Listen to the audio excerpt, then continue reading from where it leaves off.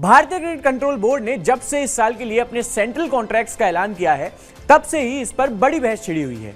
क्या ईशान किशन और श्रेयस अय्यर को सजा के तौर पर कॉन्ट्रैक्ट से बाहर करना सही है?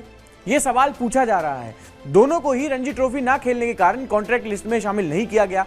इस मामले में भी श्रेयस अय्यर को लेकर ज्यादा बहस हो रही है। कहीं उनके साथ गलत तो नहीं हुआ? इन सवालों की क्या वजह है, वो इस वीडियो में आगे आपको बताएंगे। पहले आपको बता देते हैं कि श्रेयस अय्यर पिछले साल कॉन्ट्रैक्ट में बी ग्रेड में रखे गए थे, जिसमें उन्हें साल के 3 करोड़ रुपए मिलते थे।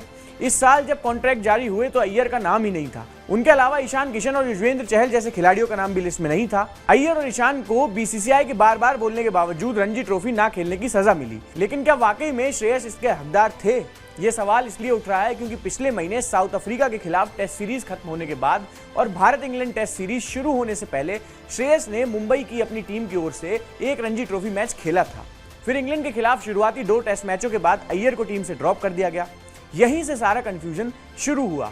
इसकी वजह अय्यर की पीठ का दर्द है, जिसका पिछले साल ही इलाज किया गया था। अब अगर अय्यर ने पहले ही एक रणजी मैच खेल लिया तो उन्हें इस तरह से बाहर करना सवाल खड़े करता है।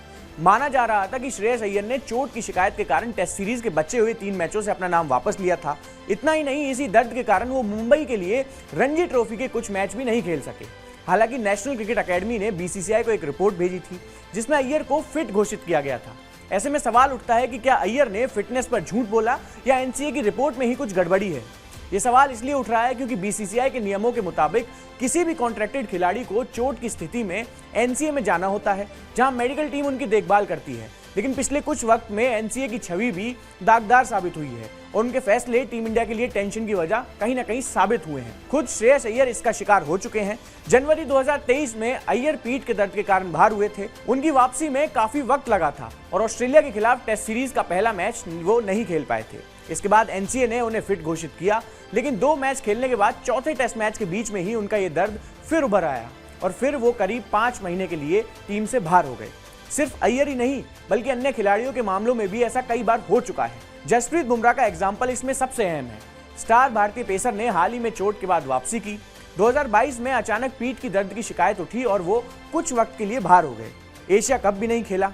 हालांकि फिर एनसीए ने उन्हें फिट घोषित कर दिया, लेकिन 2 मैचों के बाद वो फिर से चोटिल हो गए और सीधे 2023 में लौटे, जहां एक बार फिर एनसीए की मेडिकल टीम और उसके कामकाज पर सवाल उठ रहे हैं। सवाल यह है कि क्या एनसीए से खिलाड़ियों का भरोसा उठ चुका है? इन सबसे पहले हार्दिक पांड्या भी 2019 वर्ल्ड कप के बाद पीठ का इलाज करवाने के बाद एनसीए के बजाय आईपीएल की अपनी फ्रेंचाइजी मुंबई इंडियंस की मेडिकल टीम के साथ थे। उस वक्त भी उस मुद्दे पर काफी हल्ला हुआ था। अब एक बार फिर एनसीए चर्चा में है। क्या वाकई श्रेयस इतने अपनी पीठ की चोट के लिए फिर से एनसीए पर भरोसा जता पाएंगे? ये तो वक्त ही बताएगा। बहरहाल इस वीडियो पर आपकी क्या प्रतिक्रिया है, हमें कमेंट सेक्शन में जरूर बताएं। मेरा नाम दीपेश है। शुक्रिया।